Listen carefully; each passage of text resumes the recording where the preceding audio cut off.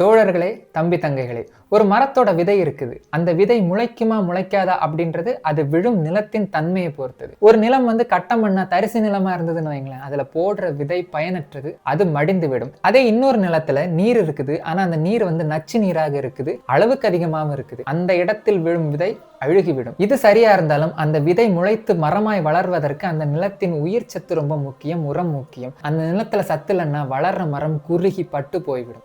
தமிழர் வரலாறு, தமிழர் அரசியல், தமிழரின் அறம், இது குறித்து பேசக்கூடிய பெரியோர்கள், சான்றோர்கள் சொல்லக்கூடிய சிந்தனைகள் எல்லாமே அந்த விதை போல.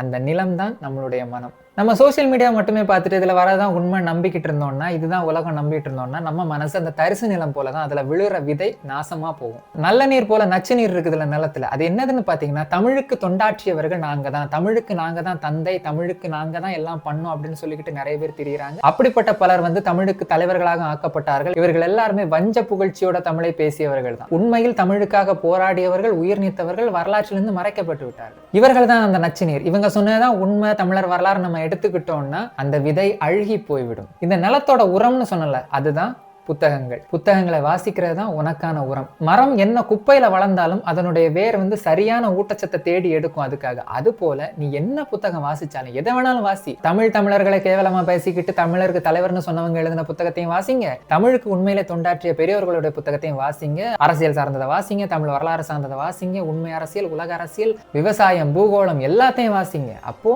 தெரிய வரும் எது சரி எது தப்புன்னு பகுத்தறிகிற தன்மை உங்களுக்கு வந்துடும். அப்போ உங்களுக்கு மத்தியில விதைக்கப்படுகிற அந்த விதை சரியான மரமாக வளர்ந்து கனி தந்து அந்த நிலத்தையும் பாதுகாக்கும். தமிழ் தேசிய பெரியோர்கள் தமிழர்களுக்காக சொல்லுகிற பல விடயங்கள் தமிழ் இளைஞர்கள், தமிழ் தம்பிகள் கிட்ட சேராம இருக்கிறதுக்கு காரணம் அவர்களுடைய மனமான அந்த நிலம் நஞ்சாய் கிடக்கிறதுனால. முதல்ல அதை களை எடுத்து சரியானதை தேடுங்க. அப்போ தெரிய வரும் யார் உண்மை பேசுறா, யார் பொய் பேசுறா அப்படின்னு. அதுவரை போலிகள் எல்லாமே புகழப்படும். திரைக்கடல் ஓடியும் திரவியம் தேடி தீராய்ந்த நல்ல அறத்தை காண எப்பொருள் யார் யார் வாய் கேட்பினும் அப்பொருள் மெய்ப்பொருள் காண்பது அறிவுன்னு பெரியோர்கள் சொல்லியிருக்காங்க.